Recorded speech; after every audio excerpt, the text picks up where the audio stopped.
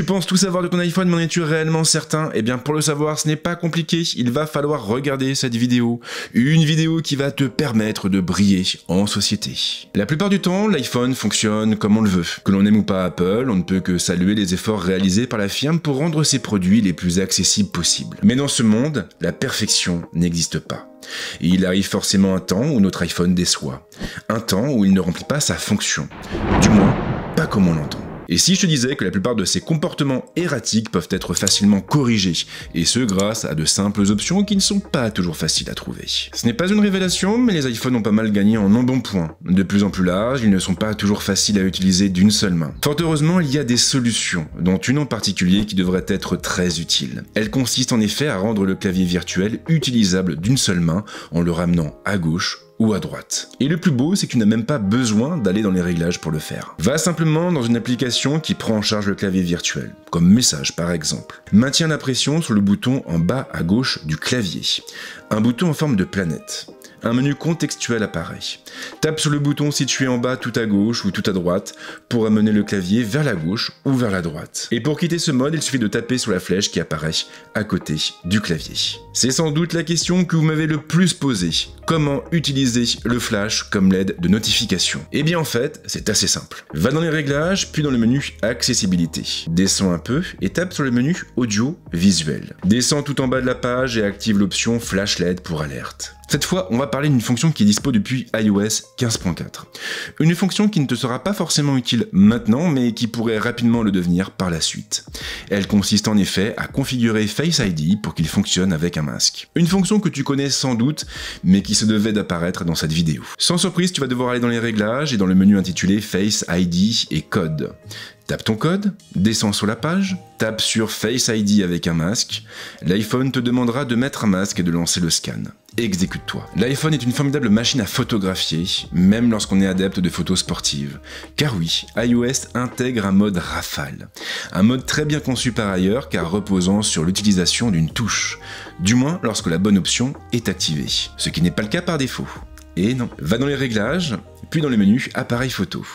Active l'option rafale en augmentant le volume. À partir de ce moment, il te suffira d'ouvrir l'appareil photo et d'appuyer sur la touche volume plus pour déclencher le mode rafale. Le nombre de prises apparaîtra au niveau du déclencheur. Alors c'est bien, mais ce n'est pas fini. Ouvre maintenant photo et tape sur le cliché pris en rafale. Tape ensuite sur le lien sélectionné en bas. Tu vas pouvoir cocher les photos que tu veux garder. Et après avoir tapé sur OK, ton iPhone te proposera, au choix, de conserver toutes les photos ou uniquement celles que tu as sélectionnées. Cette astuce a été pas mal médiatisée l'année dernière et il est donc possible que tu la connaisses déjà. Elle consiste à activer le double ou le triple tapotement dans le dos de l'iPhone. Une fonction qui va te permettre de déclencher certaines actions quand tu tapoteras sur ton téléphone. Comme cette bonne vieille torche. Ce qui peut s'avérer très pratique en rentrant de soirée, tard dans la nuit. Ouvre les réglages et va dans le menu accessibilité. Tape sur toucher. Descends tout en bas. Tape sur toucher le dos de l'appareil. Associe des actions au double ou au triple tapotement. Tu auras pas mal de choix. La lampe torche en fait partie, de même pour l'appareil photo ou la modification du volume sonore. Tu le sais si tu utilises un iPhone, mais Safari est le navigateur défini par défaut. C'est donc lui qui s'ouvrira lorsque tu cliqueras sur un lien depuis une autre application. Ce qui est très agaçant.